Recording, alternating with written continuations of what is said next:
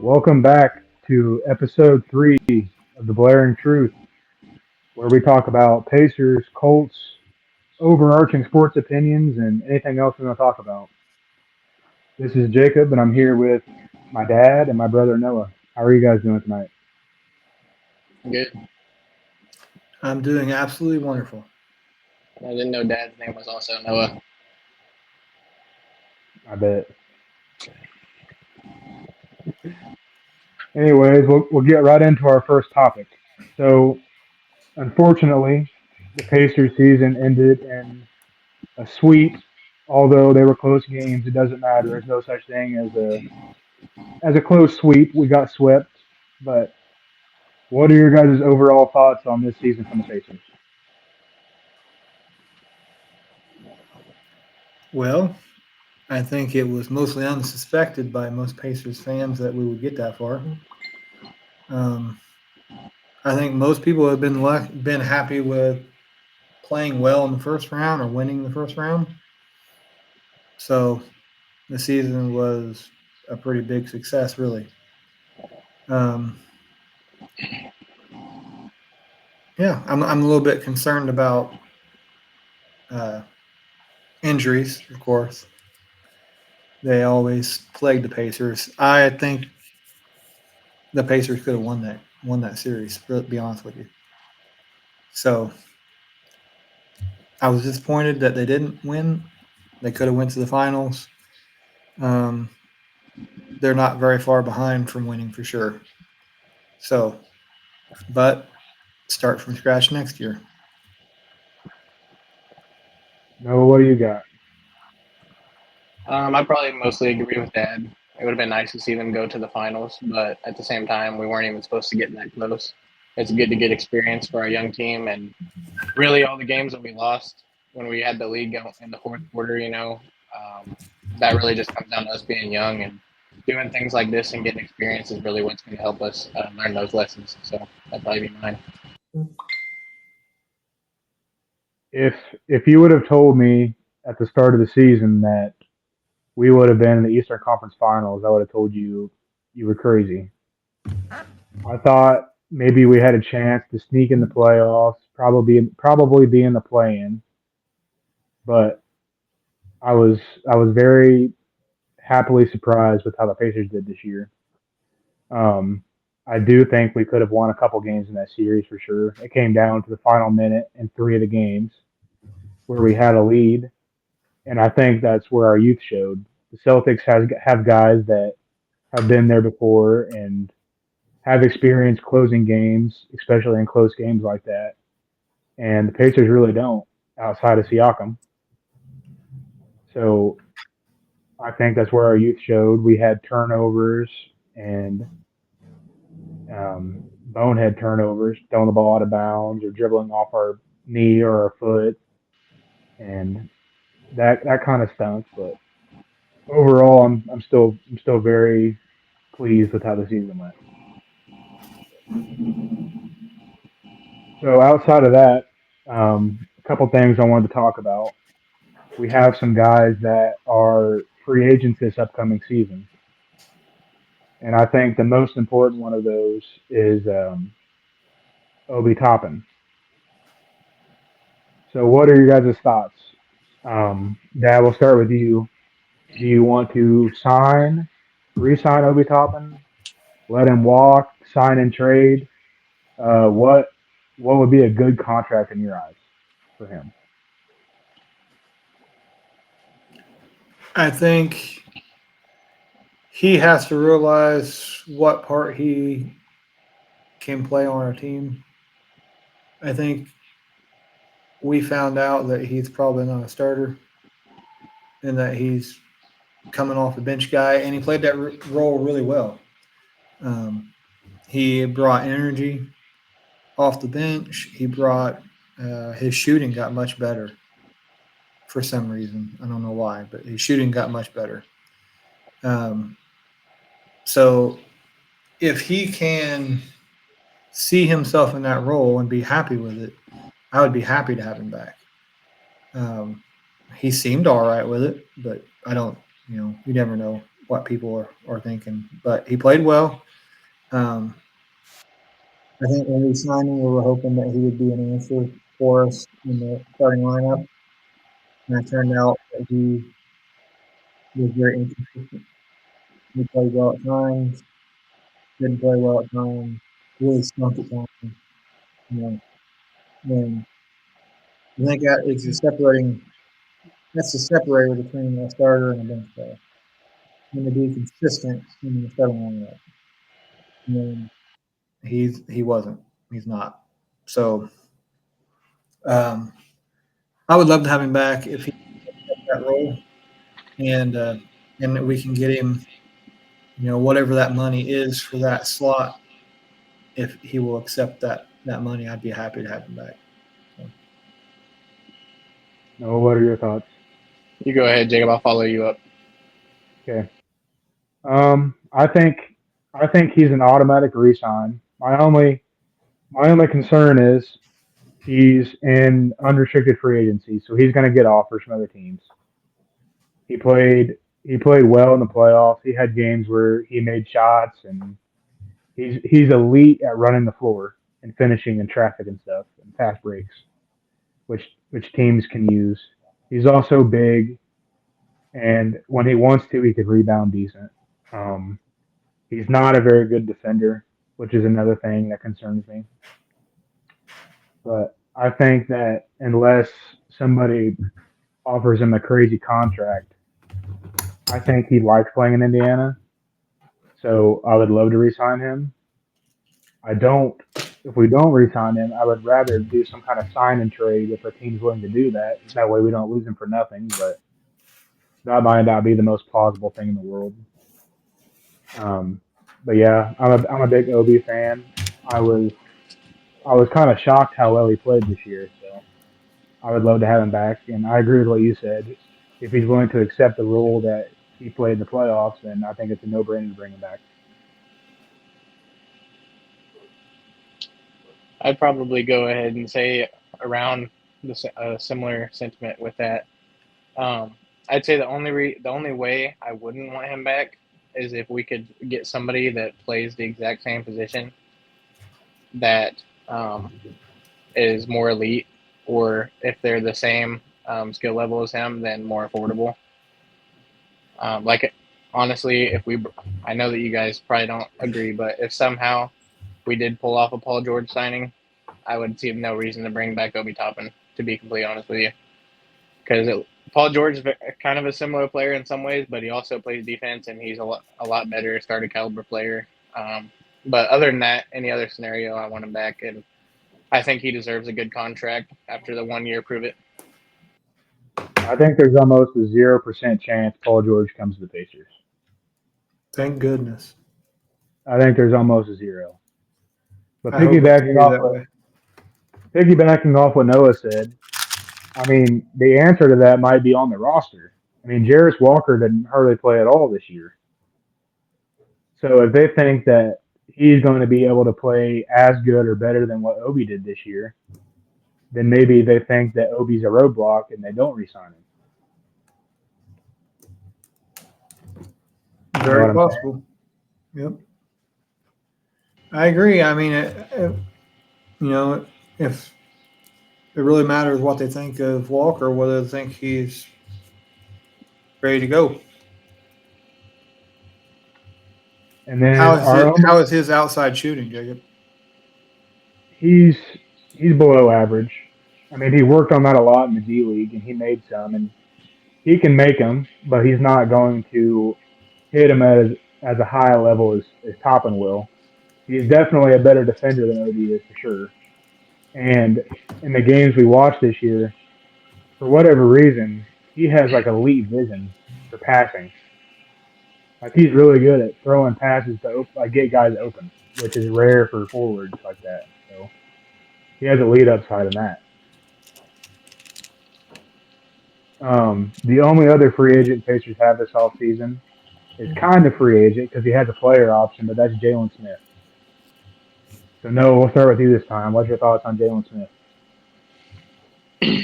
I really like him as a guy. He seems like a really good dude, really positive attitude. I think he brings a lot to the locker room when it comes to just hyping people up and being positive. I did like what I saw a lot of him during the regular season. He became a very good catch and shoot guy. I think he just got good at that just working with Miles because he started mimicking his outside game a lot. He had a lot of effort, and it seemed like he was always trying. But for some reason, as soon as we got into the playoffs, he was just very lackluster. And unfortunate for him, I think that just opened the gate for Isaiah Jackson to be able to come in and show that he's matured as a player. And he might not be a good 3-point shooter, but he tries really hard on defense. He tries really hard on offense. He boxes out. He hustles. And that's just something that Jalen Smith wasn't doing in the first round with a couple of games. I mean, like he got essentially played completely out of the rotation when most of the regular season, he started a lot of games during the season before we had Pascal on the team. And during the end of the season, he was the center coming off the bench to replace Miles, and we weren't seeing any of Isaiah Jackson. And I just think when it comes to playoff basketball, this team is not a regular season team only anymore. And every player has to be able to step up in the playoffs. And I feel like for some odd reason, he just took a big step back. And for that and seeing the emergence of Isaiah Jackson in the playoffs, I honestly would not mind just go ahead and letting him walk. Dad, what are your thoughts?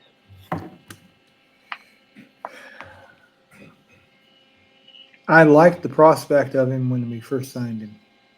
And I think that he is a confidence player. If he gets confidence, he plays much, much better. And he gets more comfortable. And I think that he feels more comfortable starting. He is not a starter, at least on our team. But he seems to have a real difficult time coming in off the bench and getting comfortable coming like right into the game and trying to get something going. He seems much more comfortable starting the game and like figuring out the flow of the game at the beginning of it than just like being thrown into it. He seems very out of place when that happens. And I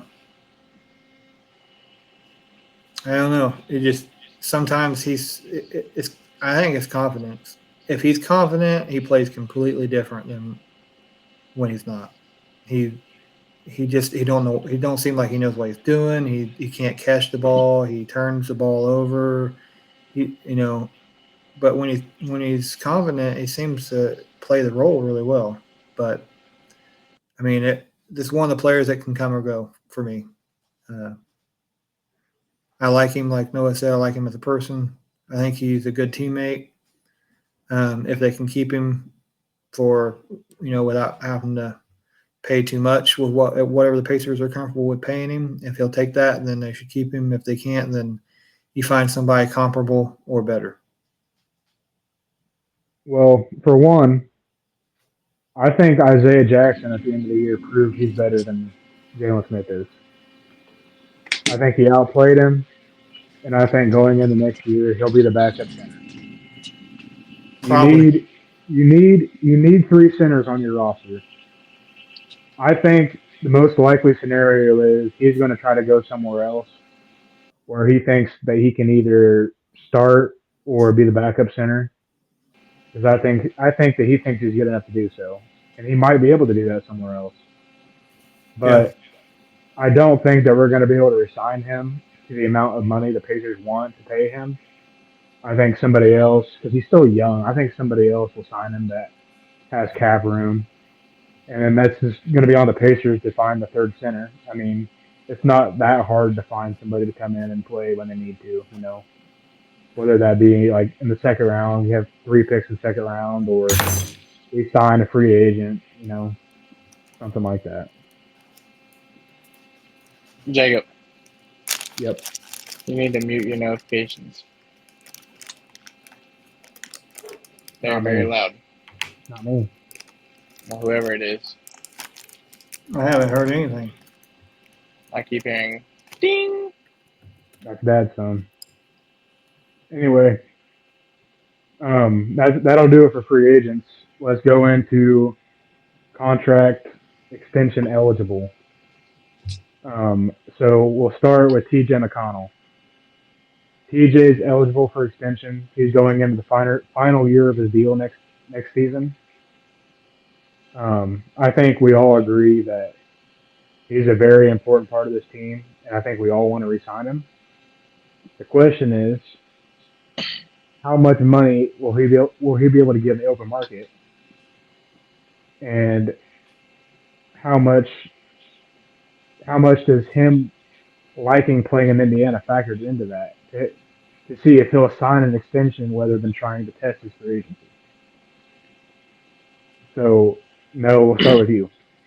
I personally think that unless we offer him a contract that is like silly and embarrassing and like a like I don't even know, like insulting, I think that he'll be willing to take less money to stay in Indiana.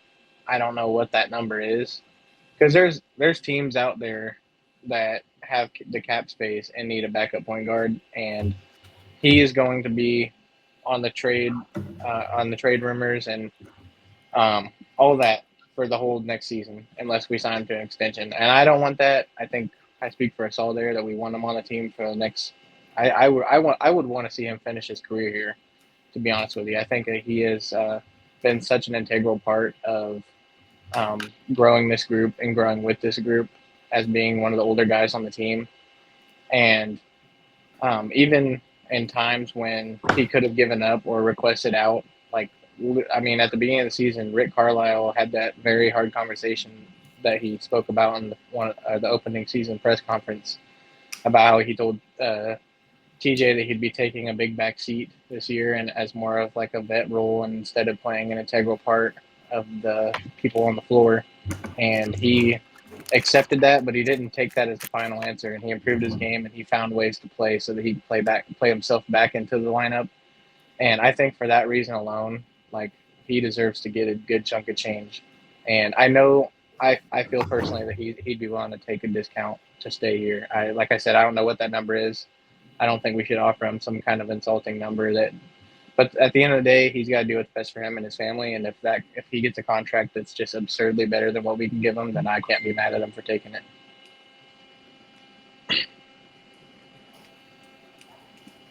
Dad, what do you think? I mean, I think you maybe probably don't make it out of the first round of the playoffs without him. So 100%. You got to have him. You got to keep him, and you need to pay him. Like Noah said, unless it's somebody just offers him, the entire bank. Somebody just keeps sending me stuff. So,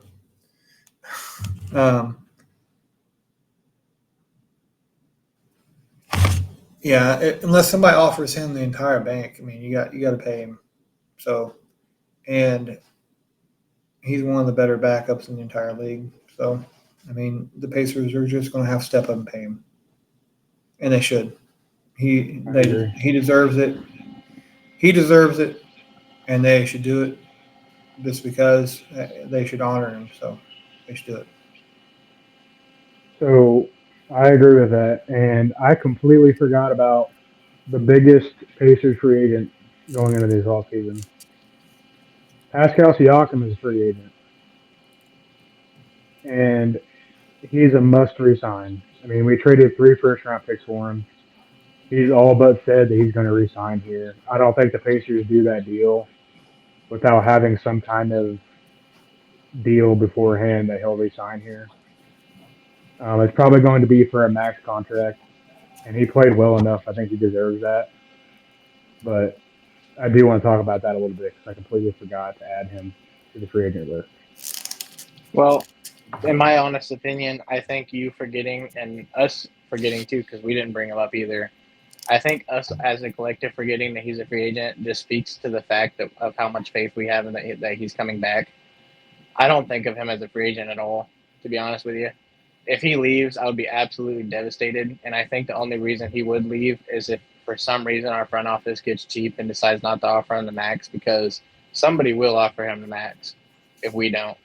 So I think that's the only reason we could see him leave.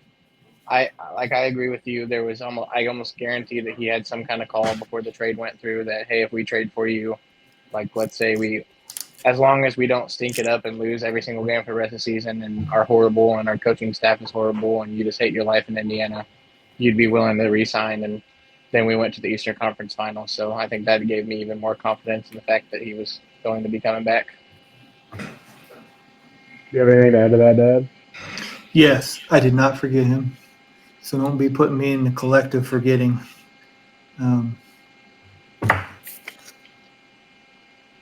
Can't see it, but I have him written down here on my paper. So I didn't forget him, but you're right. I think everybody assumes that he'll be re-signed. So that would give the Pacers 2 max players, right? Yep. Can we afford that? Yeah, we can afford it. Tyrese is on a supermax because he made third team All NBA, so he's on a supermax. We're going into the final year next season of the last CBA with the last TV deals. So after this year, it'll be a new TV deal, and the cap's going to go way up. They've already put out projections; it's going to go way up. And getting Tyrese signed at that number now for 5 years was huge because salaries are just going to keep going up. So we have him on that deal for 5 years. We're going to get Siakam on that kind of deal before the cap goes up. So that's kind of big for the Pacers to get their top 2 players under contract before that TV deal strikes. And then that's just going to help us build around them better when that deal comes to fruition after that. Yeah, I agree. He played very good for us in different spots. So we talked about one of the backup centers. Isaiah Jackson is eligible for a contract extension. I don't know what his contract value would be. I don't think that he would make as much as like the mid-level exception, which I think next season that's around $15 million. I think that we could probably get him around or less than what the contract Aaron Neesmith signed, which was 3 years, $33 million. I think that we could probably get him around $10 million a year, and if we can do that, I think we do that in a heartbeat. He's still so young, and he shows flashes of being like an elite shot blocker. He's tough. He's he's honestly one of our toughest players. He backs up teammates. He gets on other guys and doesn't back down from them, which I love that too. You need that on a team. James Johnson's not going to be around forever, so we need guys to step up in that kind of role. He's one of our better rebounders, so I think that he's an automatic resign. What do you guys think? You're muted, Noah. So I think he needs to stop kicking people in the face Yeah, it's all accident though. before he gets a reputation. That's all accident. No, I agree. I think he's a must resign. Like I said earlier, him being somebody who was completely out of the rotation and then just being able to step up and be an excellent role player off the bench, somebody that can come in and play a different game than Miles, but also be able to pick up the slack of not having our elite big in the game. So I honestly think he's a must resign, automatic, give him the money, especially because he's still young and he knows his worth right now. And if he wants more money, then he's going to have to step up even more than what he did in the playoffs. And I think he can do that. So I agree. Dad, before you go, I need Isaiah Jackson to just grind Roy Hibbert film this all season on verticality and learning how not to foul because his biggest hiccup and flaw is that he gets in foul trouble so quick. He can pick up like 3 fouls in like 2 minutes. I've seen him do it before. I mean, I remember one year in the summer league he fouled out, and the summer league fouls are like 10. You get 10 of them, and he fouled out. So he's very susceptible to fouls, and he fouls a lot. So I think that he needs to work on that this off season, whether that's just getting control of his body or being better at just going vertical because he's big enough and he's able to jump well enough that he should be able to go vertical and not foul.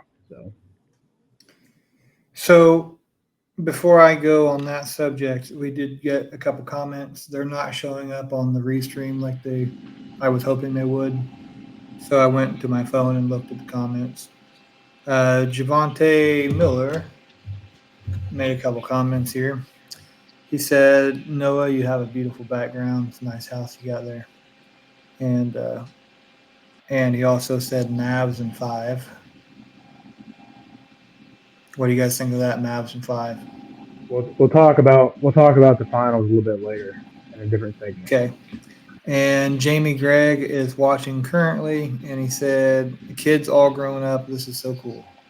So, hi Jamie, how you doing? Dad is really getting old. Throwback to when me and Kyle were on the same baseball team. Those were fun years. Yeah. So, Jimmy Gregg is getting yoked. I see his gym pictures all the time on my Facebook. Hey, that dude is getting yoked. That's awesome. I love to see it. He's almost as yoked as I am. It's crazy. Almost.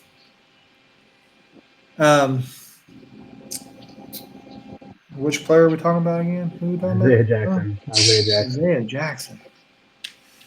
So I mean, if you're not gonna re-sign Jalen, then you gotta keep Jackson for sure.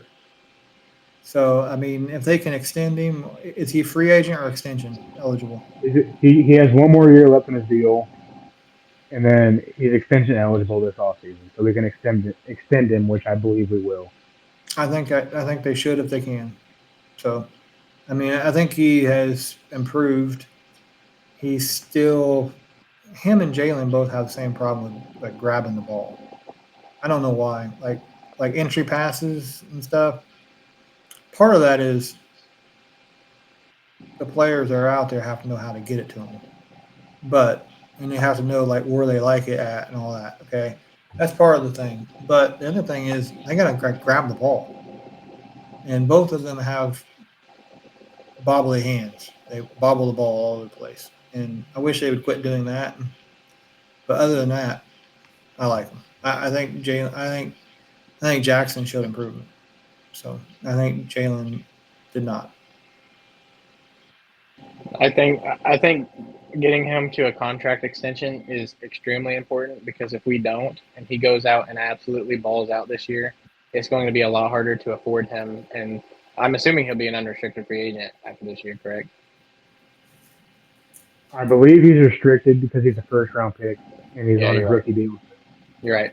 So we'll have a little bit of being able to match it, but even if we match whatever another team offers him if he balls out, it's going to be more expensive. And who knows? Maybe he's not even interested in signing a contract extension because he might bet on himself. Maybe not, but you always got I to think be I prepared for think he that. signs it. I think if it's a reasonable contract, he'll sign it. I think if he started playing like he did in the playoffs halfway through the season and he played Jalen Smith out of the lineup, then I think that there's a chance he wouldn't sign a contract extension. But because it was such a small sample size and he might not, like, who knows how like solidified his role is, especially if we do bring back Jalen Smith. I think he does sign it for that reason alone. Okay, moving on. Somebody that I do not want to extend at all, who's extension eligible, is Doug McDermott. He's going into the final year of his contract. I tend to believe that he will not be on the team next year. I think we either trade him or release him, just because I don't think he has a role in this team going into next year, Let me and he's look at the point in his career here. where like I got, he couldn't play, he yeah, could I got not it play brought in up the here, I playoffs, think, Brandy. So and he couldn't when I play looked, it said he couldn't play minutes. So I think that we do not extend him. Is my thought there. it shows on for me free delivery June 17th Dad, through. you're not muted. I'm not. Nope. Noah, you go ahead and go. Doug McDermott. I like him as a guy. I loved him on the Pacers during his first stint. Um, he did have a couple moments when he was on the team this year that were nice to see. Some vintage Doug. Um, would I mind seeing him on the team next year? I personally wouldn't mind. He's always somebody you can bring in when you need a shot. I don't necessarily think that was reliable during the playoffs. When he did come in, he didn't really do much. But during the regular season, I think he's always reliable for a quick three. Um, would I be interested in him getting a contract extension? No, because I don't. I think at best he probably has at best 3 years left in his playing career, and I don't necessarily know if the last two of those I want him in a Pacers uniform, not getting very many minutes. So if he's on the team next year and he wants to come in and hit a few threes for us in clutch time, or play when we're getting blown out or we're blowing the other team out, I'm completely fine with that for the money that we're paying him. But I would not want to see him get a contract extension just because I don't think he has very much left in him. Okay, so that's gonna do it for our extension eligible guys. Um, a couple people I wanted to talk about outside of that. Going like next year, after next season, two guys that are going to be extension eligible is Andrew Nimhard and Miles Turner. So we'll start with Miles. I mean, Miles has been in trade rumors for like 5 years now. He just had a great season. He's under contract for 2 more years, and then after next season, he'll be extension eligible again. Um, Miles is so weird to me. I think he plays really well with Halliburton and Siakam, but he really struggles against the best centers in the league. Like every time he plays against, I mean, and that's not fair to him because everybody else in the league does too outside of the top guys. But when we play against Embiid or Jokic or Anthony Davis, he gets absolutely murdered, and not just letting them score on him. It's on the glass too. He's never been a great rebounder. So, I mean, I don't necessarily think that Jackson is the answer to that long term. but I think the Pacers have to take at least a look at possibly upgrading a center in the future and looking to maybe draft a guy that thinks they can be the center of the future.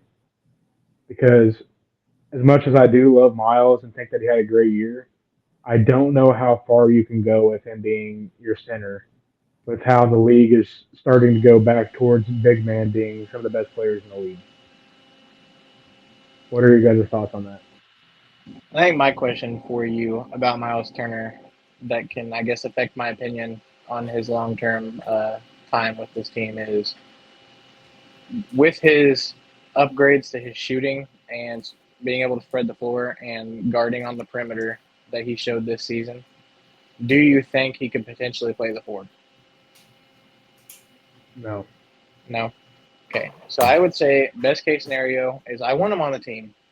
I think he deserves to be on this team for the strides he's made and being able to play at an elite level this year. There was definitely some rough patches. I wouldn't say every iteration of Miles Turner in every game was elite, but we did see more flashes of elite than I thought we saw of dog crap, which we've seen a lot in the last couple of years from him.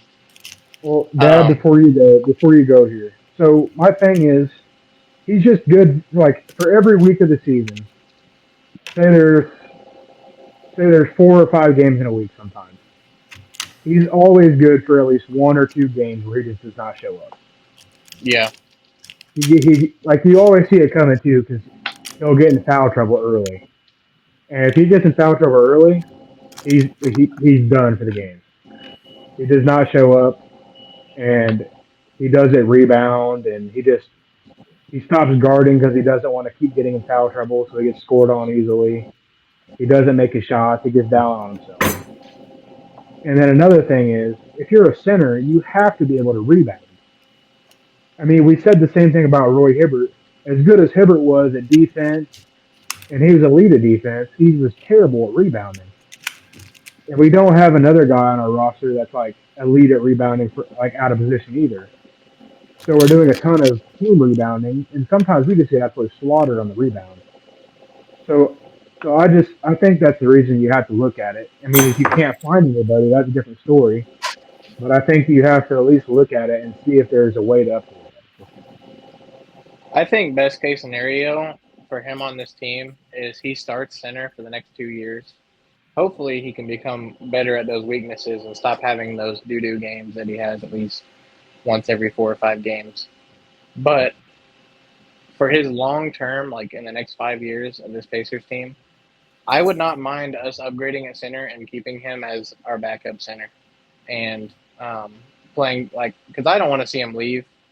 To be honest with you, it would really suck to see him leave at this point after all the drama and all of the trade rumors and choosing him over Sabonis. I would like to see him on the team long term. If we need to upgrade the starting position, then that's fine. But I don't think that means that his place has to be on a different team if we do that. Okay, interesting question for both of you here. For this last season, including the playoffs, would you have rather had Miles Turner or Al Horford? Miles Turner. I 100% would have taken Al Horford. I think he gives you the same shooting that Turner does, and he's also way better at rebounding. He blocks shots almost as well as Turner does, and he's more consistent. And he doesn't have the same kind of usage that Turner does. I mean, I almost guarantee he averaged more rebounds, and he had less points, but he's also asked to do less. So I like, and Horford's like 38 years old, and I think that I think he would have did just as well as Miles Turner did, and been more consistent in doing so. I would have taken Horford too. As far as Miles go for me, um, I mean, the dude has taken a lot of crap over the years, and he's always, you, I mean, you can always say he could play harder, but he plays as hard as he plays. You know, everybody don't play like T.J. McConnell all the time, and Turner is not that player. But he plays the way he plays, and he plays that as hard as he can. And he he has been, like you said, he every year they talk about trading him, or somebody puts a rumor out there, and every game that he doesn't play well, everybody says he sucks and that he's terrible, and we should have gotten rid of him years ago. And he sees all that, at least part of it, and he never says a whole lot about it. He just goes out and plays, and whether you like how he plays or don't, he plays pretty consistent for himself. I mean, yes, he does have those games where he doesn't play good at all, and then you have a game where he plays, 25 points. But that's him. That's been him the entire time, from the time he came into the league until now. He's the same player. He's gotten better, but consistency wise, he's the same. He has those games where he don't show up, and he has games where he plays out of his mind, and that's him. You either like him or you Okay, don't. one more question before we get off Turner here. Would you guys say that Turner was our third option this year as far as scoring and role wise? Was he number three guy? I think it. I think it was different all the time, but I'd say for the most part, yeah, probably. Do you Well, do you think do you think we can win a title with Turner being our third guy? No, but I think we could win a title with Turner being our fourth guy behind Matherin and Tyrese and I don't think Pascal. I don't think you I don't think you can win with him being the fourth guy. here's the problem that both of you guys are having with this, especially with Jacob. There's no number one guy. There's no number two guy. There's no number three guy. There's no number four. There's number five. We have no. I know Halliburton's supposed to be number one, and Halliburton's number Siakam's one. supposed to be number two. Well, you can That's say that as that's much set as you want to, that's but some that's nights set he's in not stone. number. Some nights he's not number one, and some nights he's not even number two. And no, he's not. Especially after the All Star break, he was not as a consistent player like he had He was been. injured. He was injured. My grandma was Anyway, injured too. He played better than he could sometimes. even if he's not scoring, he's still getting 12, 13 assists a game. Yes, he plays good. I'm not saying he's not. I'm not saying he's trash or anything. I'm saying that He's the number one option. The Pacers don't have. You don't have a clear cut. This is our superstar, and he's the best there is. Yes, you He, do. He no, you just made don't. 13 All NBA. Yeah, You don't make 13 All NBA and be a starter in the All Star game without being a superstar. and he played well in the playoffs, and he played sucky in the playoffs. He I did He's both. personally, young. He's young. Did Anthony I Edwards know. not do the same? Did Anthony Edwards not do the same You thing? know. You know the exact same thing was said about Turner. I'll tell you No, what. I'm You not saying cannot that. I'm compare not him. You saying cannot no, no. compare him. I'm not saying that people were saying he was our clear cut number one. I'm not saying that, but they also kept saying that the way he plays is because he's young. He's inconsistent because he's young. He plays balls out one game, and the next game he gets 2 rebounds and 1 point. No, Tyrese Halliburton doesn't do that bad, but he has games where he does not play that well. He doesn't look like he wants to play that well. He looks like he's uninvolved. And It's then his you first have games playoff. where Siakam is the clear best player on the floor that night. We've seen that in the It's his, playoffs multiple times where Siakam was the best player on the floor. Okay. We've seen times, I think, in the playoffs that TJ McConnell played better than Halliburton did. And TJ McConnell isn't even in the top 5 on the Pacers. yeah, he is. Okay. So I Yeah, don't he is. think the Pacers are designed on purpose to have a number one, number two, number three. It's whoever shows up that night and plays like a number one is the number one. Tyrese is number one. He made All NBA. He made the All Star team. He was injured. Siakam is number two, and He sometimes your said he number wasn't two, injured. sometimes your number two guy is your number one guy some nights. Just look at the Celtics. Jaylen Brown had games where he played better than Tatum did against us. And Jaylen Brown's Yes. number 2. And sometimes our number 3 guy is the best guy, and sometimes our number 4 guy is the best guy, and sometimes our number 5 guy is the best I guy. can't Don't tell remember. me that Miles Turner wasn't the best guy any night of the entire playoffs. He was. You Miles can point Turner to hit- one. I guarantee you can point to one game where Miles Turner was the best player on the floor that How night. many of those shots did Turner create himself? He's not a shot creator. Not one.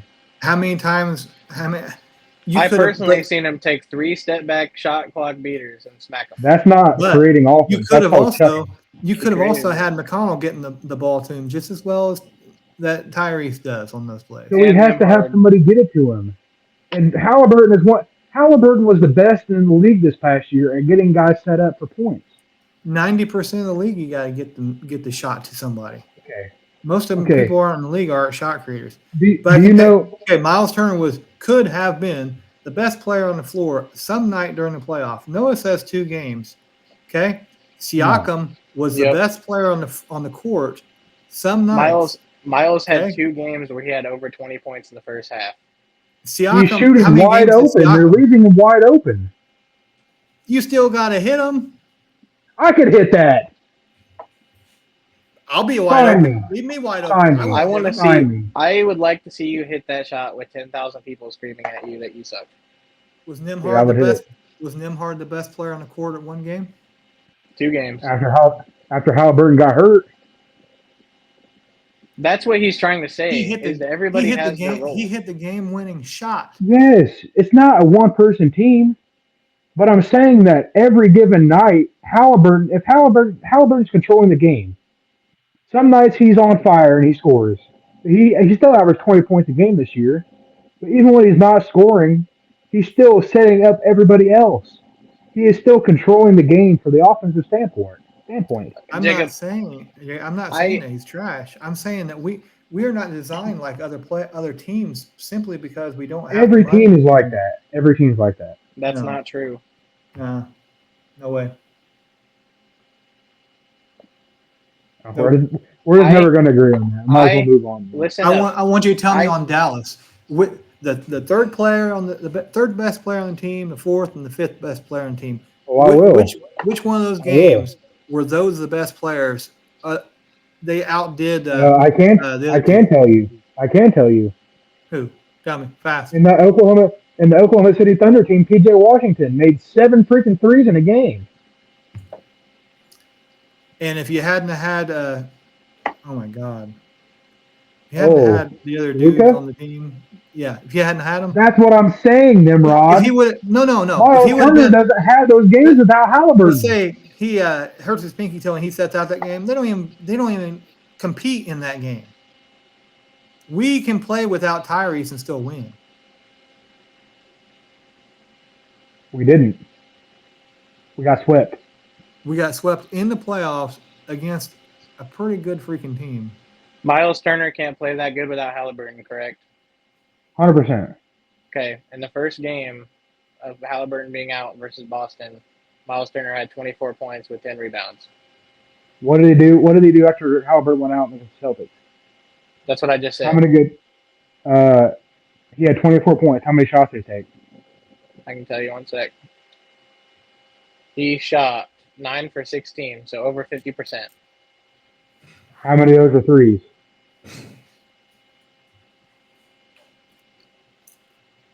Give me a second.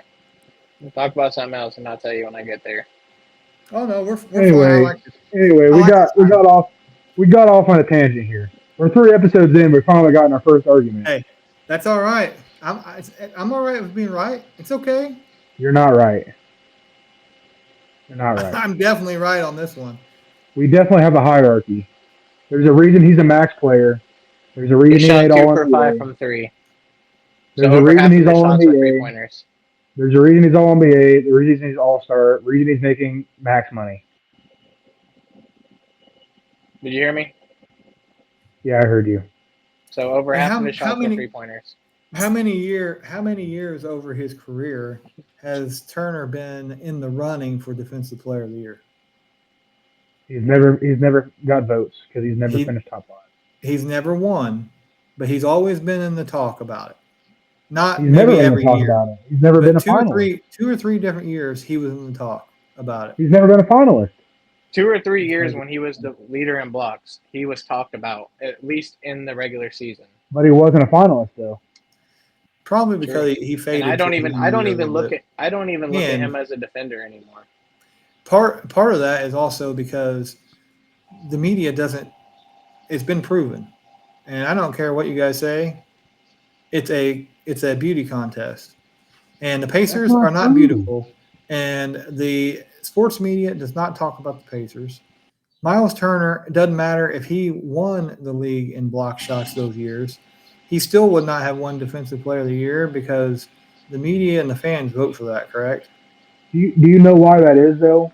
He blocks shots, but he can't guard anybody on the perimeter at all. You have to be able to move. He can't I thought he move. was I thought he was highly improved on being able to guard on the perimeter this season compared to his I last know couple for a seasons. fact that he was being talked about as being in the running for Defensive Player of the Year multiple times. I He know led it. the league in blocks, but he And never finished as a finalist. and if he even if he had deserved to win, and I'm not saying he did, he's fighting an uphill battle because of where he plays. Okay, we're a small market team. I just don't think Obviously, that's the case. ESPN hates the Pacers. They won't talk about them unless they absolutely have to. Absolutely have to. I mean, What about Giannis? what about him? He's in a smaller market than Indiana. Okay, he's got some things going for him. For one, he's foreign He's a champion. Oh, what does that have to do with? What does that have to do with anything? because they like It's to a good talk about story. that. No. What Yes. happened? What happened is he's good enough to where You he know just how many gets that stories name. I've heard about him and his brothers carrying the water up, both back and forth to school, up hills both ways, and all that. You know how many times I've Would heard you that have heard? story? Would you have heard about that if he wasn't good? Here, Jacob. No, if Here's the he thing. sucked like his brother does, you'd never hear about him. Hey, He was an I think MVP before he won a championship. He was Defensive Player of the Year one year. He's in a does smaller defensive market player than that Indiana. does defensive player of the year matter all that much? Do you think it's important accolade? I don't care. I don't care And about it at okay, all. and the media is voting on it, and Dad is saying because the media is voting on it, Miles Turner has never been actually in the running or close to winning, and he doesn't get the representation that he should have for those years of leading the league in blocks. So Here's the why is thing. Listen, Halliburton? let me Why finish my was point. Halliburton an All-Star Who starter this year? Let me finish my who point. Let won me those finish years? my point. Why is DeMontis Sabonis getting a Defensive Player of the Year vote and an All NBA vote? Because the Sacramento guy had a vote, and he voted for him. So a guy that's biased, that's the answer to why Tyrese Halliburton was an all-star starter. Do I think he deserved it? Yes. Was it in Indiana this year for the first time since Dad was 3 years old? Yes. I think that played some bias into the media giving us a little bit of love. They won't. Did going to the in-season tournament championship help that too? Yes. We, like Dad said, they don't talk about us till they absolutely have to, and I think us doing those things, showing that we're a good team, trading for Pascal, actually making moves for the first time since I've been alive in my life, made them have to talk about us as a team. And then we go to the Eastern Conference Finals on top of that. I think the media stuff is 100% fact.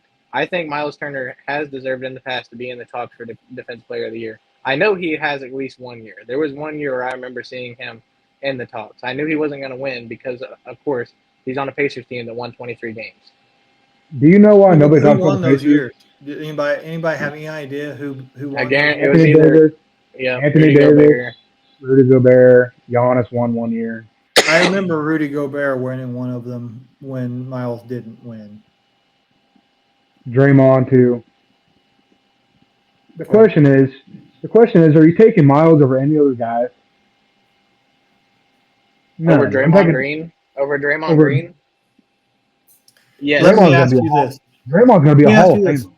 If all of those Don't deserve it. players, if all those players suddenly, including Miles Turner, suddenly become free agents, and they can choose to sign wherever they want to, and Indiana has an open spot and they have the money to sign somebody, what players, except for Miles Turner, would even want to play in Indiana? Siakam.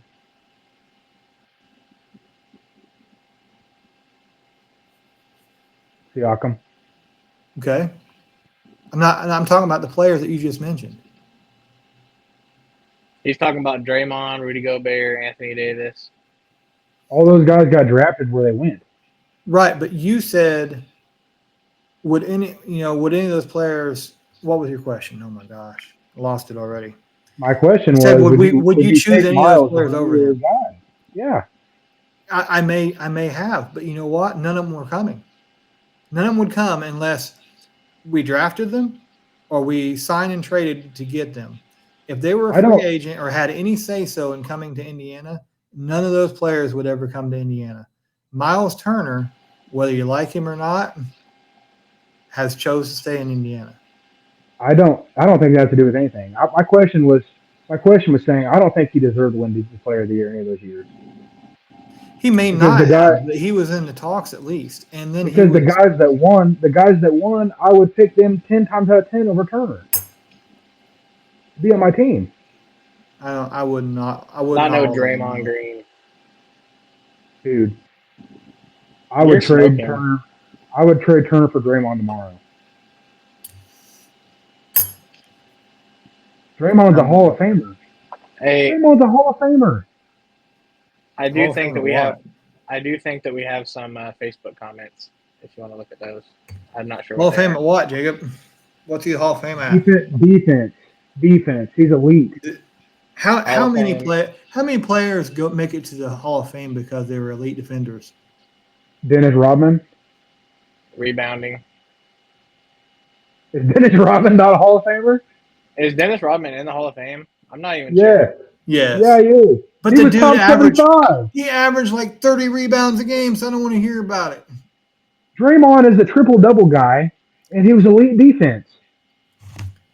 Okay, if he's the one that you can think of that made it because of defense, which I don't think that's accurate all the way because he was a good offensive player in the beginning of his career. Dikembe He was Mutombo. those other teams, he was not asked to do anything on offense. None. Okay, Dikembe Mutombo. Okay. He's probably in the Hall of Defense. Fame because of defense. Yep. Damon Green is not Matumbo. Okay. Who? And huh? Who? Shut up, Jacob. And Damon? and he's not. Oh my gosh, you're retarded. I'll tell you that much. Um, neither of those players that you mentioned are as good as Rodman ever. Not even I close. give that a pass because he's always called him Damon, so he's I allowed to know. call I him. know. I'll It's a give good that to him. roast. I just Draymond's really good. I don't. We're just gonna disagree on that because I know you guys don't like Draymond, but Noah, do you have the comment? Oh, hey, they popped up on my thing. Wonder why the other ones didn't. Oh, I bet I know why now. Hold on, man. I think I can make them pop up on our screen so everybody can see them.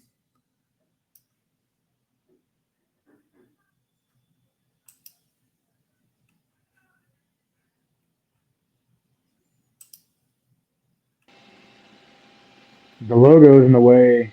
I can't see. Oh no, we'll have to move that logo, huh?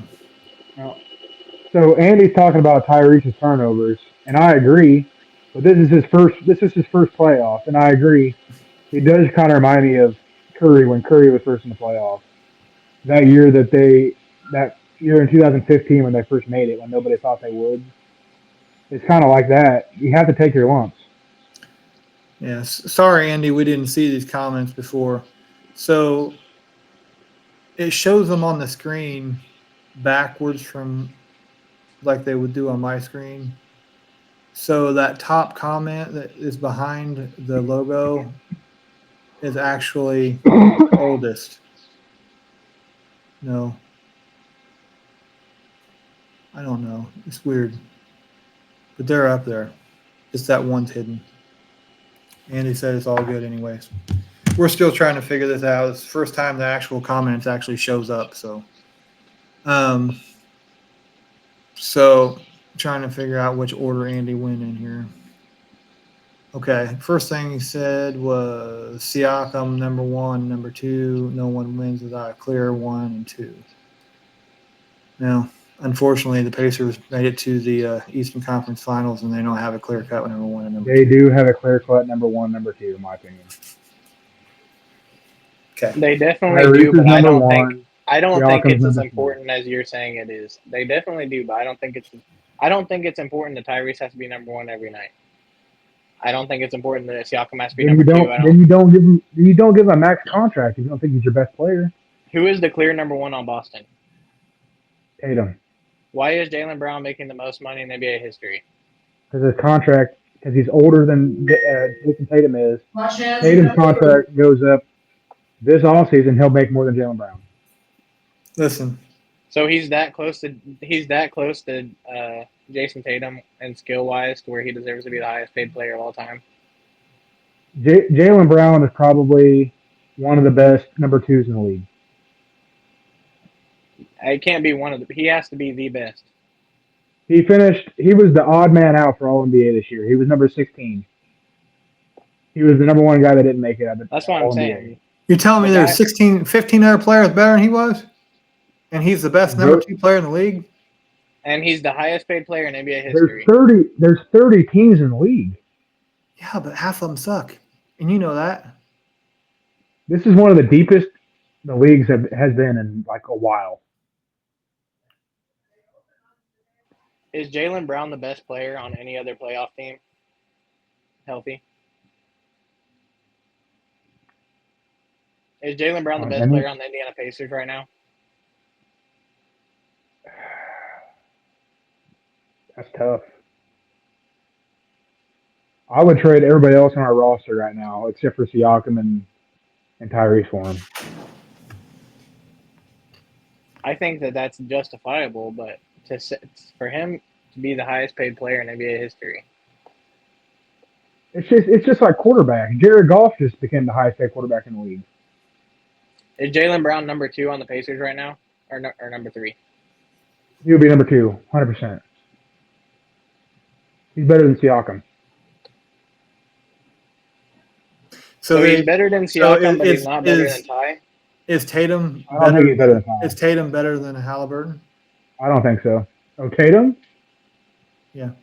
Yeah, Tatum's 100% better than Ty. That makes no sense to me. So Tatum is better, way better than Halliburton, and Brown is way better than Siakam. So basically, I know that you're going to argue that we got swept. We got swept. But my argument is the first game we definitely should have won. I wish I could have kicked Carlisle in his throat in that game. That was his fault for not. Yes. And it was his fault for not fouling either, telling him to foul. Okay? So we should have won game 1. Then it wouldn't have been a sweep. I'll argue that we could have won this series. Even though we got swept. We could have. It was close enough that a couple things swing the Pacers' way. We could have went to a game 6 or 7 and had a shot at going to the finals. We didn't make winning plays. You're telling me that their number 1 and number 2 player are heads above our number 1 and number 2 player. That can't 100%. be. It is. It can't be. Do you want to know why? We wouldn't even been competitive in the games if that was the case. Do you want to know why? Why my answer is that way? Our number 1 player goes out, and we're still competitive with them in the games. So, Jacob, real quick to piggyback off the question. Let me defend myself real quick. Go ahead. So the reason though their number 1 and number 2 were better than us, they closed those games out. Tatum in that overtime game killed us. He had like 15 points in overtime. Jaylen Brown's the one that hit the shot to go to overtime. They're the guys who scored the buckets to win those games. They have experience. They've been there before. They made the winning plays. Our guys did not. Okay, let me ask you a question. You said that Jason Tatum is heads above Tyrese as the number 1 option, correct? As of right now, he's about 4 years older than Ty. Okay, but Tyrese is better than Jaylen Brown. Yeah, I think so. How Is that clear cut to you if Jaylen Brown and Jason Tatum's numbers are almost identical, They're except not, Jason Tatum averages 2 more rebounds and 3 more points? because Jalen Brown does not get guarded like Tatum does. Jalen Brown gets to be the benefit of Tatum and have more opportunities. Same reason why Kyrie is the benefit of playing with Luca, and he gets open shots and he's able to do what he does. Same way with how Anthony Davis is able to do what he does because he has LeBron. The number one guy takes all the heat, and that's why a lot of times the number two guy has comparable stats. So But you always know who the best player is. who is the Tyrese is the best player on the Pacers. Does he get guarded by the best defender every night? Depends on matchup. Like usually the best player guards Ty every night. Is how close is Pascal to Tyrese skill wise on offense? Like who would I rather take a shot at the end of the game? Yes. No, Tyrese. more like I don't know, ball in their hand. Like you want Tyrese to have the ball, correct? Yeah. So in that instance, why is there games where Pascal has 10 points if the best player is guarding Tyrese? But then other games he'll have 37, 40 points, 25. If that's the logic that you're using with Jason Brown and Jalen Tatum. Who's Jason Brown? I said Jalen Brown and Jason Tatum. Andy said their 3, 4, and 5 were better too, They were and better defense. 100%. So Boston has a better one. Boston has a better 1, 2, 3, and 4, and 5, and they play better defense. Yet somehow the Pacers should have won probably at least 2 games. Definitely number one, they should have won the first game 100%, and they made the other games close. But all of their players are better than our players, and yet they couldn't win by more than 10, like any games really. Do you want me to explain why? You want me to explain why? There's only one explanation. No, there's two. Either that's not true. Either that's not true, or the NBA rigged it and they won. Boston win. There's two reasons why. There's two reasons why. Our bench was head and shoulders better than Celtics bench.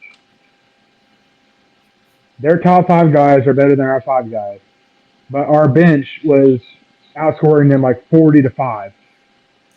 Okay, who's their 4 and 5? Horford and Drew Holiday.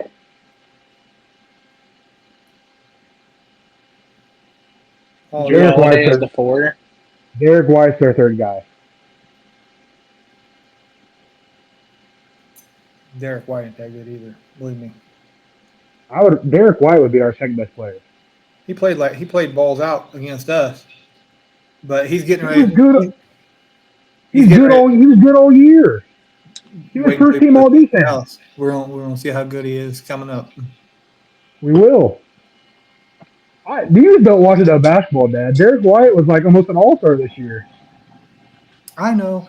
Boston had 14 all-stars on their team, and they're unbeatable. Yet they're getting ready to get beat by Dallas, and no one even expected to hardly make it in the playoffs. Okay. So I already gave you the Is Dallas going to beat Boston? We'll get there. We're not there yet. No. We're not. No, we're there. Let me finish. Is Dallas going to beat Boston? I'm not. You just set Boston up as the 92 Chicago Bulls right now. We will get there. Let me finish.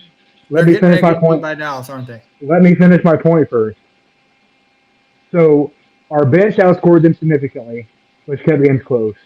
The other reason why games were close, the Pacers had a NBA history-setting shooting percentage. We were just making shots like crazy. Like against good defense too, they were contested. We were just hitting them. Yeah, and that didn't just happen one game, did it? No, but we set historic numbers. We just played better than they did, and we still lost. We just shot crazy. We shot crazy percentage, which is not sustainable. We just had like a crazy run on shooting. It sustained the whole series. But back to my point again. So we had a better bench. We shot the lights out. We still got swept. because when it came down to the end of games, they had the better guys and they finished games. I disagree They with had that. guys. They had guys that had been there and they closed games out. They had closers. All right. We don't lose game one if Carlisle doesn't make that mistake. We'll just call them Chicago. We'll just change their name, Chicago Bulls, and that'd be it. Okay. Jacob probably thinks Best they're team. This, Jacob probably thinks that they're better than any Bulls team. according to you, Boston is probably the best team we've seen in a long, long time. 1 through 5, I think they're up there for sure. Dude, they're the.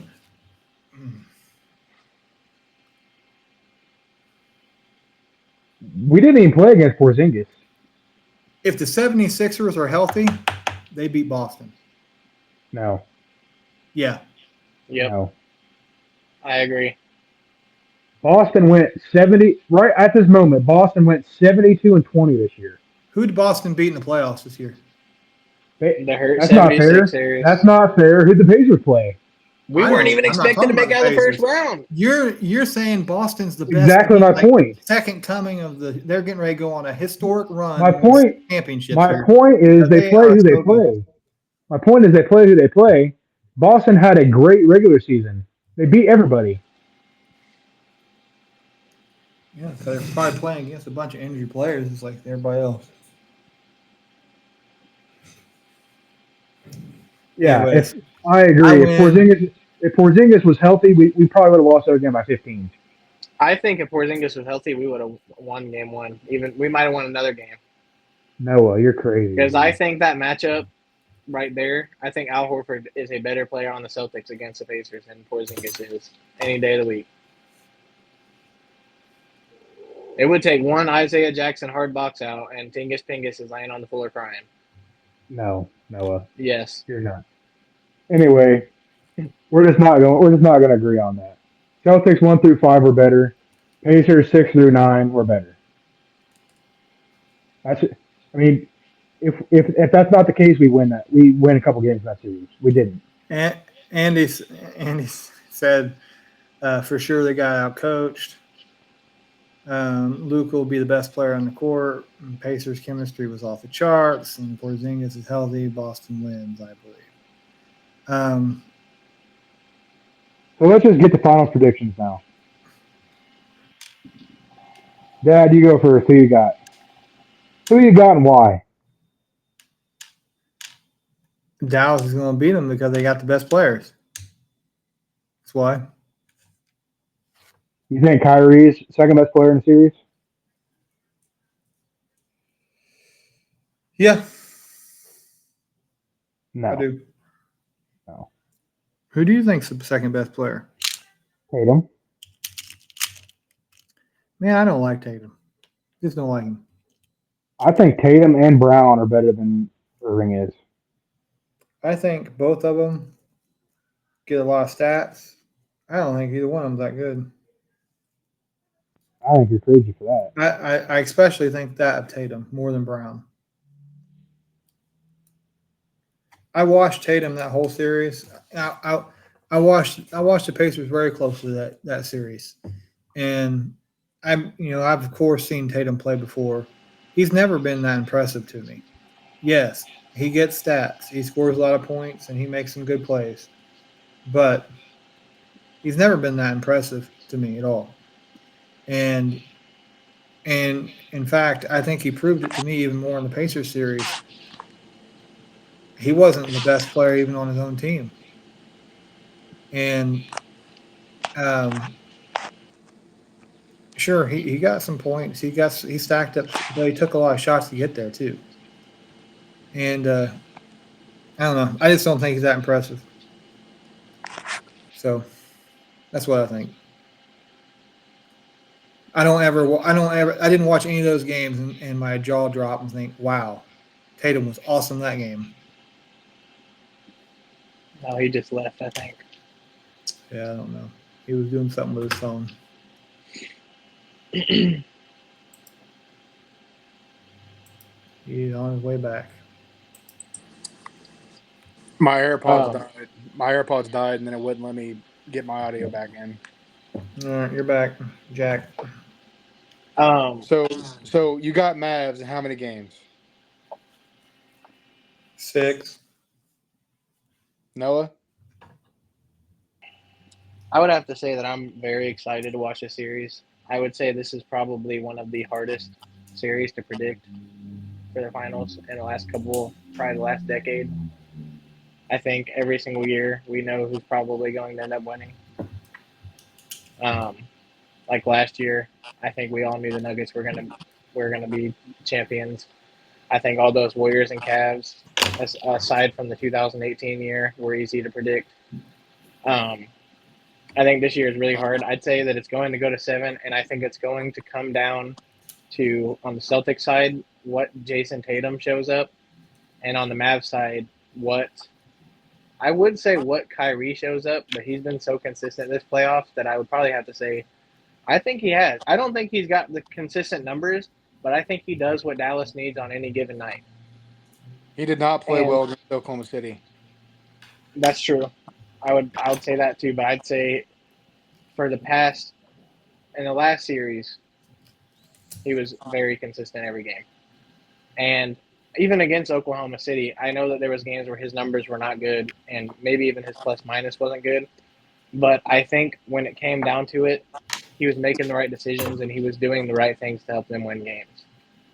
And that's why I probably have to say it kind of depends on what Luka shows up too. If it's going to be somebody who's just looking to get their shot up, even if they're missing a lot, or looking to get the ball inside or get the ball around the perimeter to other shooters. Like PJ Washington doesn't have that game without Luka and Kyrie both having the vision they did that game. Like if you watch that game back, they were both playing differently that game, and they were like both of them were getting double teamed every time they got the ball, especially off screens. And I think that's what opened it up for PJ Washington to be able to shoot all them shots and be able to have one of He those was just crazy wide games. open. He was wide open. Yeah, that's what I'm saying. That's what I'm saying. But dude, there's some games you watch and like they will rush Luka and he literally will just pull right up. And there's some games where he does that and he smacks them, and you can't even say nothing because he hits them. But there were some games, especially during this playoff run for the Mavs, where he was taking absolutely horrendous shots and they were not falling. So I think it kind of depends on what if he's looking to pass when those double teams happen and let those role players do what they're like. I mean, this Mavs team is built for the playoffs. That PJ Washington trade and that trade to acquire Daniel Gafford as their backup 5, those are probably some of the most high IQ trades I've seen in a long time because this team is not here without those guys. And when they did the trade, I know that there was some buzz talking about how important they'll be to the team, but I don't think anybody would have guessed that it would have propelled them to be able to go to the finals. So So who you got? I'd probably say I'd lean Mavericks because I think they have had a harder road to get here, and I think that the Celtics might end up like show up and underestimate them and just not play up to their level. So, and I mean they could do that versus the Pacers because we were stupid in the fourth quarter and were able to fumble games away. But I don't think they're going to be able to do that against the Mavs, and I think that's why I'd have to give them the edge in the 7-game series. So you got Mavs in 7. Yep. Okay. So I have Celtics in 6. And I'll give you my reasons why. I think Porzingis coming back is huge for them. I think he's going to be an X factor in the series. Mavericks have a great defense. Both their centers are really good at protecting the rim. That's not going to matter against the Celtics because they play 5 out. I think their centers will not play as much as you think they will because Horford and Porzingis stretch the floor a lot. I think Dallas is going to play Maxi Kleber a lot at the 5, try to match that. So I think the centers are not going to be as involved in this series as they were in the past series just because of the shooting of Boston and how they space the floor. Um, Another point, Boston just has a ton of guys that they can throw at Luka and Kyrie. They're not going to stop Luka and Kyrie, but they have a combination of Derek White, Drew Holiday, Jaylen Brown, Jason Tatum that they can just rotate in on those guys and keep fresh bodies on them and have size and speed to combination throw at them to make it difficult on them. So I think they'll make it harder than anybody else has on those two guys. So for the fact, and I just think that their top 5 is better. I think Luka is the best player left, but I think 1 through 5 Celtics are better. So I'm going to go Celtics in 6.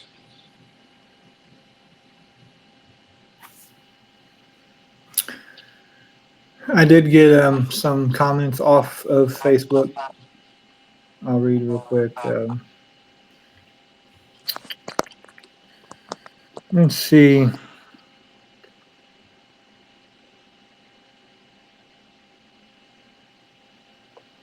Oops. Trying to get them in order here because they're kind of weird. This person likes me counterpointing Jacob with facts. Says, huh? Oh, I'm unmuted. No. Can you hear me now? Yes. Okay. Did you not hear a while ago? I was hearing you. Jacob, can you hear me now? It must be something with you, Jake. Noah can hear me. I can't. We can't hear you either, Yeah, Jacob. you're muted too.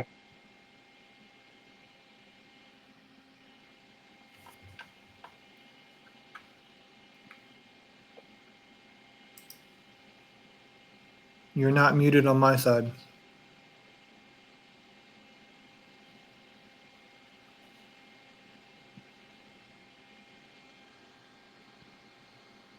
He'll be right back. You there? Yeah, I can hear you now. All right. I don't know what happened. Noah had to step off for a second. All right, what were you saying? One of the comments says, I like Roger counterpointing Jacob with facts. It's fun and educational. Who said that? Don't worry about it. Don't worry about it. Who said that? Don't worry about it. For Who me, said no. that? Don't worry about it. I think that was Dodger Ballinger who said that one. Yeah, No, I think so it too. wasn't. Because I brought facts And and you didn't bring nothing. this person also said Mark Cuban seems to have finally gotten what he's paid for. This year's team is a master class in patience. That's not Now, true.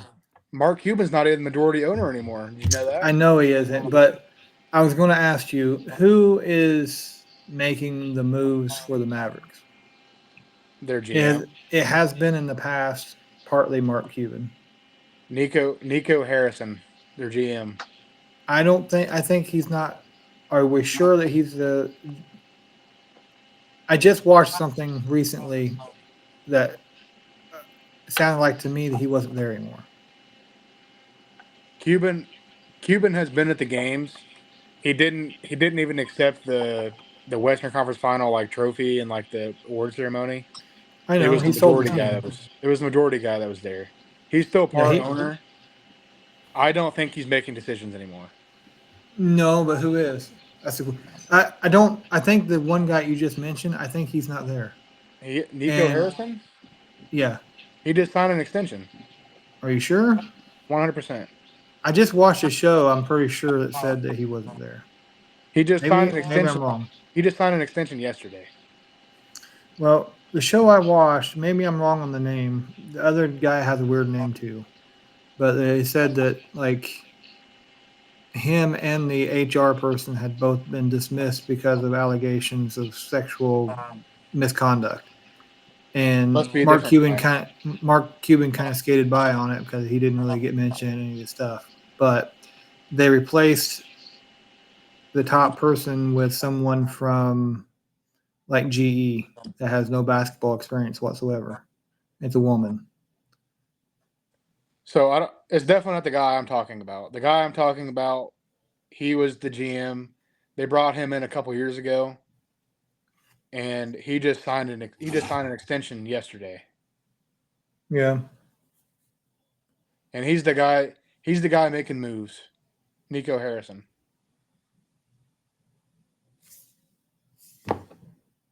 Were there any other comments?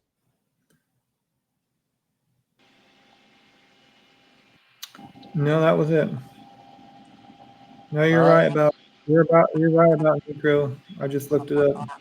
Must have been somebody else in the organization that has a weird name, but I know 2 people was let go because of misconduct, and then those people, or the one person was replaced with, she might be like president of whatever. I don't know what she may not be GM, but she has no basketball experience whatsoever.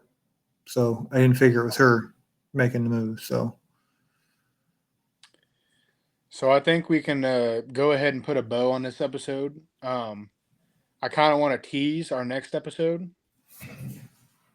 So next episode we're gonna do a an all-time NBA draft. Myself, Dad, and Noah are going to be the GMs of our team. We're going to pick 12 players apiece. So we're going to have a starting 5, a 5-man bench, and then 2 reserves. So do we want to go ahead and set the draft order? how do we do that? I don't want first pick. I'll take first pick. I'll take Michael Jordan if I need to. But You want? So you guys can. So I'll pick a number between 1 and 2. why wouldn't you want first pick and like Because want- he the because I because don't he want first pick. knows because he knows that me and you are both going to pick Michael Jordan if we had the first pick, and he's going to get whoever he wants anyway, which will probably be LeBron. I don't and want. if you weren't going to pick Michael Jordan number 1, then who would you pick, Jacob? I just don't want the first pick. I need to know the answer to this question. Who would you pick, Jacob? I will never tell you. You will never tell me. So obviously you think Michael Jordan is not number 1. I'm not answering that. You don't pick Carmelo Anthony probably. I'm not giving any of my draft Right. strategy away. I'm forfeiting my option for first pick. So I'll pick a number between 1 and 2, and then whoever gets it right will have first pick, and then whoever gets first pick will pick a number between 1 and 2, and whoever gets that gets second pick. Well, if me and Noah get number 1 pick, we're going to take Michael Jordan I don't because care. he's I don't number care. 1 player of all time. So, I don't care if one of you guys get Michael Jordan. I really don't. But here's the thing: if either one of us get Michael Jordan, you automatically lose the draft, son. No. Yeah. No. Whoever gets Michael Jordan wins this draft. No. Yeah. Nope. Michael Jordan's better than 3 of the other next when pick. when we get done with this, we will put our teams up and we'll have voting for it. We don't have people vote for it? Yeah, we're gonna vote whoever's the best team. Well, whoever has Michael Jordan wins. We'll see. I strong disagree, but Oh, Anyway, you'll probably have- get Javante's name is up here for some reason right now, and they'll probably come up and say Javante's going to say Jordan played against a bunch of plumbers, and you're going to get a bunch of his friends probably log in and vote for whoever Michael Jordan's like LeBron's on. I team. have a number in my head between 1 and 2. If you get number 2 pick, you're going to pick LeBron James. I have a number in my head between 1 and 2. What's the number? Who are you asking? Both 1 of and you. 2. Yeah. I'll take 1. I'll take 1 as well. You have to pick 2 then, Nimrod. It needs to be between 1 and 10. You retard. Okay. I have a number in my head between 1 and 10. Okay, but how do we know who goes first now in this? You just said I don't care, and Dad, no one went first. you pick first. I have a number in my head between 1 and 10. But how's that fair? Because I chose. If I go first and I pick the right number and I pick Michael Jordan, then I win, and it's no competition there. Okay, we'll see. I can build a better team than you can if I don't have Michael Jordan. So I'm okay. I can build a better team without having the first 2 picks. I really don't care where I Well, pick. I'm just picking a bunch of plumbers who's going to beat all you guys, so I don't care. Okay, I have a number in my head between 1 and 10. And who goes first? You. Oh, we need to flip a coin or something, see who goes first. I don't care what you do. Do you have a coin? No, I don't have a coin. I have a quarter right here. Woo! All right. We got a quarter. All right, call All in the right, head. Dad. Call in the air, Dad. I get to call it. Yep. Call it there. You gotta tell me heads. It's tails. Okay, Noah, you pick first. I have a number I have between 1 and 10. 3. 7. The answer was 7. Dude, I'm done being your brother. You need to Dad, pick a different number. Dad That's has so stupid. Dad gets the first pick in the draft. So now, Dad, you pick a number between 1 and 10, and whoever gets closest gets the second pick in the draft. Okay, Noah, I gotta pick. Noah, flip your coin again. All right, call it. Heads. Heads. I will pick number 4. Okay.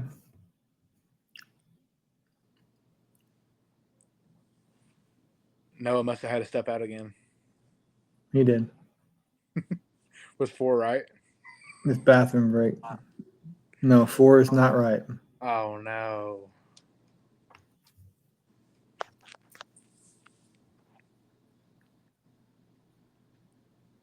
So you really think just because you get Michael Jordan, you're going to win? Not if a bunch of jabronis like Javante vote. No, maybe not.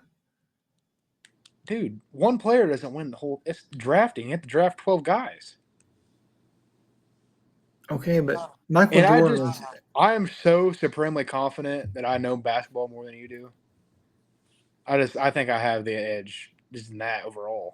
Michael Jordan is automatically better than 3 of the next players. No. Yeah. All right, no. 9. Okay, Jacob picked 4 and you picked 9. Are you sure with that number, Noah? Yeah, he locked it in already. Number 9. He locked it in? Yeah. Well, it's not 9, it's not 4. So is the it? closest one, I picked number 2. Let's go, baby. Noah, Woo! Noah just quit. He gave up. You're taking Michael Jordan. I'm taking LeBron James. Number 2. Wait, I already knew you were taking stupid LeBron James. I will be taking LeBron James number 2 in the draft. That's the craziest thing because you guys get the upper hand, and I'm still going to build a better team because I just All have right. more supreme ball So knowledge. Yeah. the next, Jacob does not have the upper hand on you because he's picking LeBron James. yeah, I do. Anyway, Yeah. the next question is: do we want to do a straight up draft 1, 2, 3, 1, 2, 3, 1, 2, 3, or do we want to do a snake draft? I say we do it like the NBA does it. What does that even mean?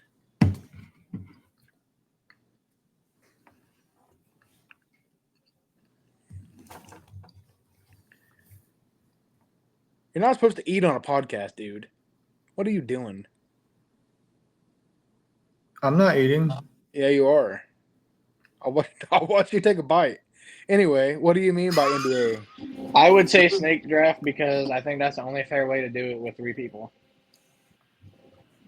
How's the NBA pick? They do a snake draft basically, but just backwards. They don't do a snake draft. They go 1, 2, 3, 1, 2, 3. Yeah. What? Yeah. I think we do 1, 2, 3, 1, 2, 3. I mean, if you get like the number 1 pick, and then you pick number 1, and then you in the next round you pick number 1, right? I think we do 1, 2, 3, 1, 2, 3. I don't think that's fair because if I get the 3rd pick and Dad gets the 4th pick, he could end up with the top 2 players of all time, and I get my pick at the 5th best player of all time. It's probably more fair to do the snake, but it's But then you get the 2 of the top 4 players, Noah. it definitely puts That's not me fair. at a disadvantage. It puts the number 1 player at the disadvantage. But you get Michael Jordan. I know, but he only covers the next 3 players. Oh, I bet. If I don't pick until if I get the 1st pick and the 6th pick, then you guys already get stacked. I vote snake draft. Well, of course, no. That's what I think that's the most fair. Then I'm gonna have to get my other co-host to vote with me too. I bet.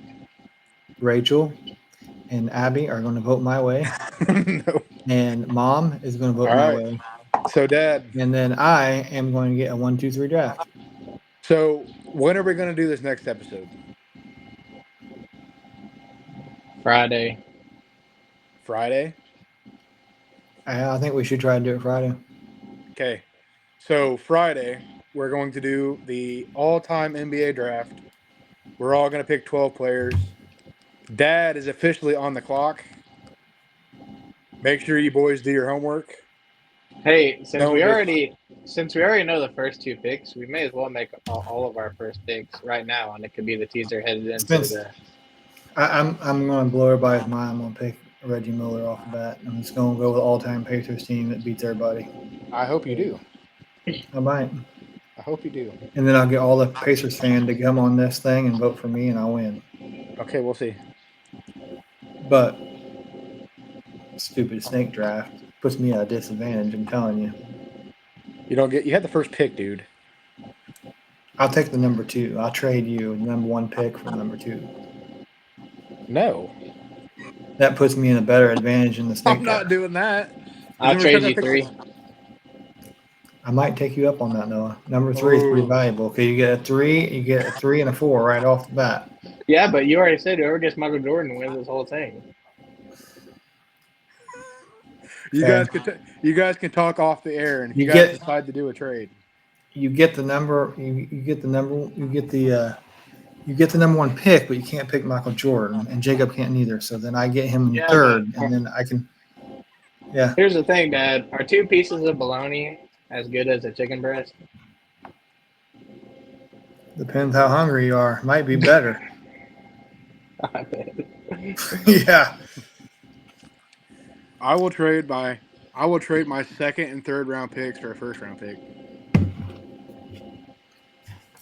That's just stupid. We're not doing that. I did get some more comments over here. Let me see about the other comments. Did we get any more else on Facebook? No, don't look like we got any more on Facebook. It's All right, officially so- the longest running episode of The Blairing Truth. This Yep. person says let your audience pick the draft order for next week. We And already set then- the draft order.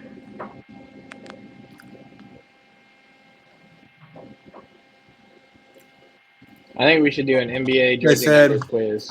They said each one of us should write a number down, and then let the audience pick a number, and then you reveal the number. Nope, we already set the draft order. I think we should do an NBA jersey numbers quiz to get the We draft. And can- then they said this. They said this was rigged, and this was a bunch of malarkey. Is that you? You're just commenting. No, I'm really not. Yeah, I'm you serious. I'm not. Show the screen. Dude, you got the first pick. You wanted the first pick. I didn't say it was malarkey. I didn't say it. This is not me. They said, Yeah. "How do we know you all didn't lie? This was rigged. It's a bunch of malarkey." Because we're all men of integrity. Okay, I'm gonna need you to expose who the secret commenter is. Yeah. Who thinks that we're all fraudulent? I'll give you the first name. The person's first name is Evan, and that's all I can give you. Other than that, they're anonymous. Evan. Yep. Evan Dawson? It's Evan. Said- That's all I You can tell said you. Devin. I did not say Devin. Evan. Oh, Evan? E-V-A-N. Yes. I only know like one Evan. All right. Anyway, we'll go ahead and wrap this episode up. We'll be back on Friday with the draft. Dad's picking 1. I'm picking 2. Noah's picking 3. We're doing a snake draft. Make sure you boys do your homework. Don't come just flying off the rails. Bring pen and paper. We're going to do the episode together in the garage at Dad's. So I think we'll try to, but if it's not possible, it's not possible. So I think I don't no think it's work. gonna be possible. I work. okay, never mind. We'll be doing it just like this. But make sure you guys bring pen and paper so you can write down who's been picked. And also make sure you're doing your homework, because I'll tell you this much, I'll be doing my homework and I'm going to be ready. So, All I gotta do is say Michael Jordan and I win. So all right. Anyway, until next time, this was episode 3 of The Blairing Truth. We will see you on Friday. No bones. okay. I feel pretty good about this episode because I won every argument. I have to say, so I felt pretty good. Episode 3 was my best. I brought it, Jack. My bone is still mosquitoes. Is what? I couldn't hear you. We're not doing bones. We're ending the episode. What was your bone, Noah? End I heard a the bone. episode. I heard a End the bone. I said my bone is still mosquitoes. Bye. Throw them up, Noah.